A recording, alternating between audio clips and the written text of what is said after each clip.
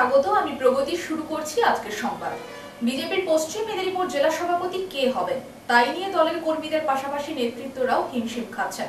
বিশেষ করে শেষ পর্যন্ত রাজ্য নেতৃত্বরা ঠিক হয়েছে বলেও দাবি করলে জেলা নেতাদের বক্তব্য তাদের পছন্দ না হলে তারা বিদ্রোহ করবেন। পশ্চিম মেদিনীপুর জেলা সভাপতি কে হবেন তাই নিয়ে দলের কর্মীদের পাশাপাশি নেতৃত্বরাও হিমশিম খাচ্ছেন। বিশেষ করে শেষ পর্যন্ত রাজ্য নেতৃত্বের ঠিক হয়েছে বলেও দাবি করলে জেলা নেতাদের বক্তব্য তাদের পছন্দ না হলে তারা বিদ্রোহ করবেন। উল্লেখ করা যেতে পারে, পশ্চিম মেদিনীপুর জেলা বিজেপিতে যতদিন দিলীপ ঘোষ দেখছিলেন ততদিন সংগঠন একটা জায়গায় ছিল।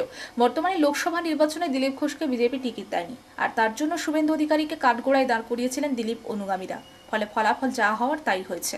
তাছাড়া পশ্চিম মেদিনীপুর বাদ দিয়ে পূর্ব মেদিনীপুরের সুদাম পণ্ডিতকে জেলা সভাপতি করার পর থেকে দলের কর্মীরা আর তেমনভাবে কাজ করতে চাইছিলেন না।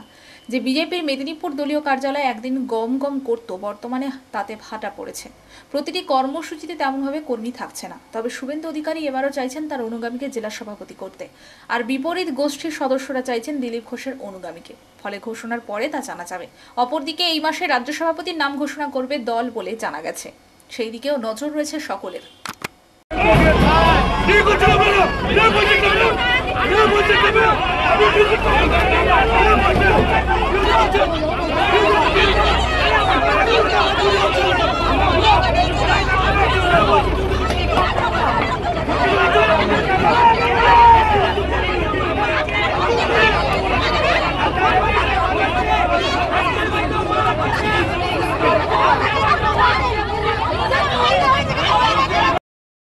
সোমবার সকালে কেশিয়ারি থানার প্রতিবাদ জঙ্গল থেকে এক অজ্ঞাত পরিচয় ব্যক্তির মৃতদেহ উদ্ধার করল কেশিয়ারি থানার পুলিশ।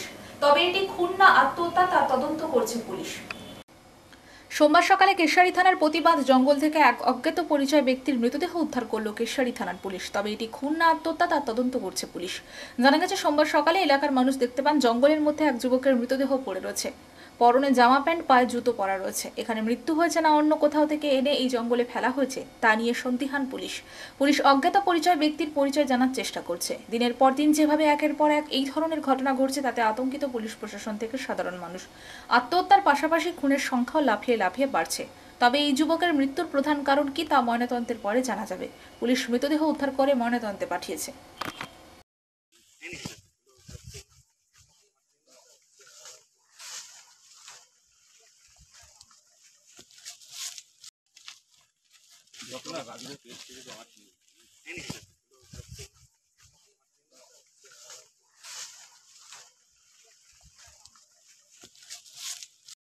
শনিবার বিকাল থেকে দুর্গাহুড়ির জঙ্গলে আশ্রয় নিয়েছিল হাতির দল, আর রবিবার রাত হতে জঙ্গল ছেড়ে একে একে হানা দিল বিভিন্ন গ্রামে। ফলে বিঘার পর বিঘা চাষের জমির পাশাপাশি সবজি ঘরবাড়ির ক্ষতি করল প্রায় 50টি হাতির পাল। ঘটনাটি ঝাড়গ্রাম জেলার সাঁকরাইল ব্লকের বিভিন্ন গ্রামে। পরে বন দপ্তরের কর্মীরা কোনোভাবে সুবর্ণরেখা নদী পার করে নয়াগ্রামের জঙ্গলে পাঠাতে এলাকায় আতঙ্ক কমে। শনিবার বিকাল থেকে দুর্গাহুড়ির জঙ্গলে আশ্রয় নিয়েছিল হাতির দল, আর রবিবার রাত হতেই জঙ্গল ছেড়ে একে একে হানা দিল বিভিন্ন গ্রামে। ফলে বিঘার পর বিঘা চাষের জমির পাশাপাশি সবজি ঘরবাড়ি ক্ষতি করল প্রায় 50টি হাতির পাল। ঘটনাটি ঝাড়গ্রাম জেলার সাঁকরাইল ব্লকের বিভিন্ন গ্রামে। পরে বন দপ্তরের কর্মীরা কোনোভাবে সুবর্ণরেখা নদী পার করে নয়াগ্রামের জঙ্গলে পাঠাতে এলাকায় আতঙ্ক কমে। উল্লেখ থাকে, গরম পড়ার সঙ্গে সঙ্গে জঙ্গলে খাদ্যের ও জলের অভাব দেখা দিয়েছে। তাই প্রতিনিয়ত জঙ্গল ছেড়ে লোকালয়ের দিকে হাতির পাল হানা দিচ্ছে। রাত্রি হলেই হাতির দল বেঁধে বিভিন্ন গ্রামে এসে তাণ্ডব চালাচ্ছে। রবিবার রাতে কুলটিকরি, মন্দার, আউশাবান্ধি, মান্দার সহ বিভিন্ন গ্রামে তাণ্ডব চালায়।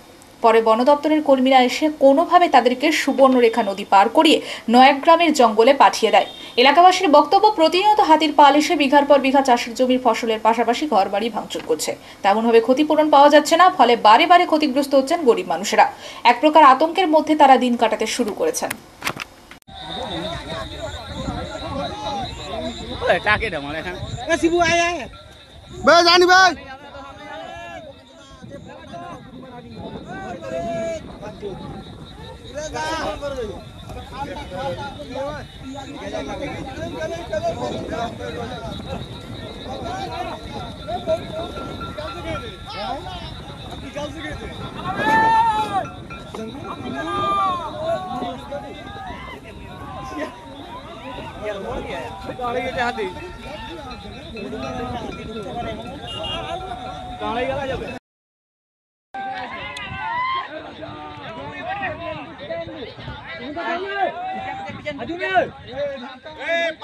সামনে থেকে পালিয়ে আসো।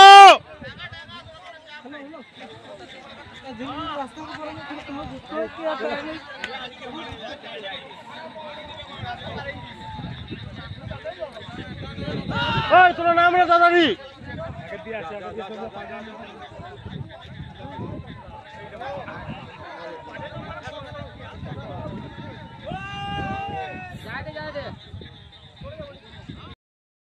लाइट मार जो 12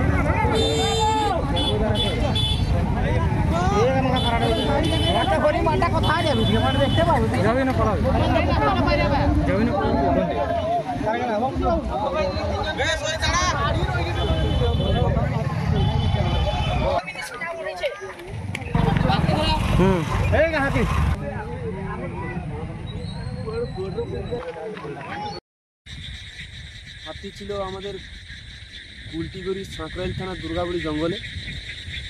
তো বর্তমান হাতি পুন্নাপানি আউসাবান্দি মুকুন্দপুর হয়ে সোজা মাদারের মাঠে নেমে সুবর্ণরেখা নদীর দিকে এগিয়ে গেছে। তাদের পিছনে আছে আমাদের বন বিভাগ কেন্দ্রের লোক।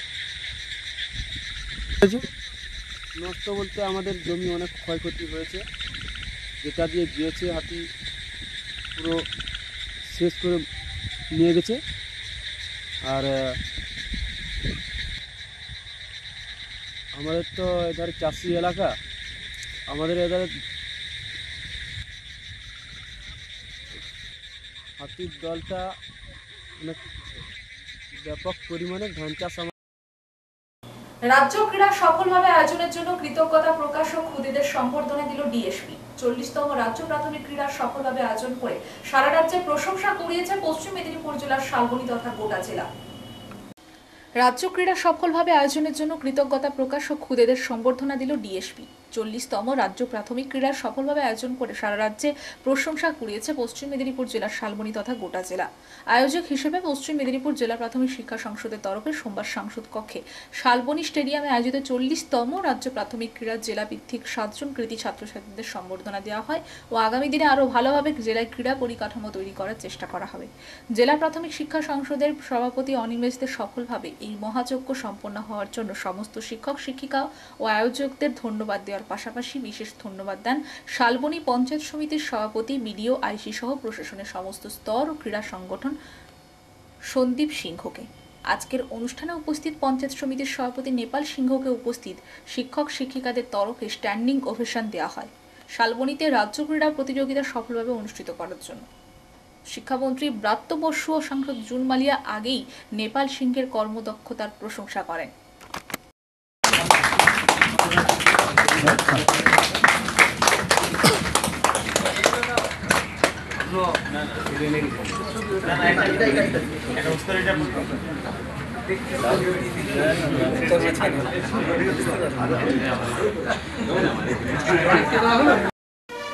পূর্ব মেদিনীপুর এগরা 5 রোড গ্রামে 300 বছরের পুকুর সংস্কার করতে গিয়ে হাত কাটা ও পায়ের পাতা কাটা কাঠের গৌরাঙ্গ মহাপ্রভুর মূর্তি উদ্ধার হওয়াকে কেন্দ্র করে এলাকায় চাঞ্চল্য ছড়িয়েছে।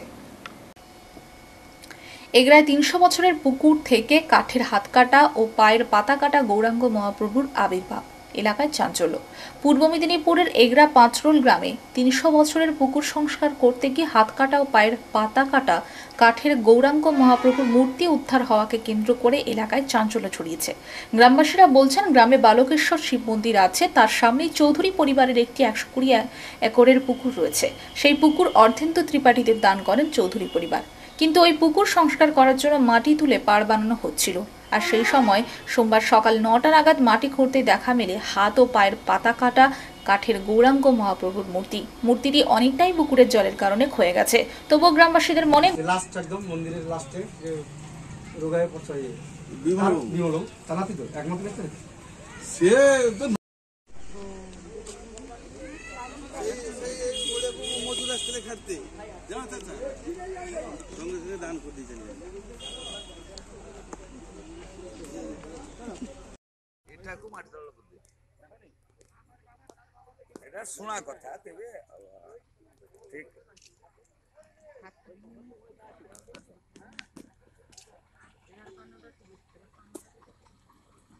হাতগুলো নষ্ট হয়ে গেছে। এটা খুব বুদ্ধি এটা শোনা কথা তবে ঠিক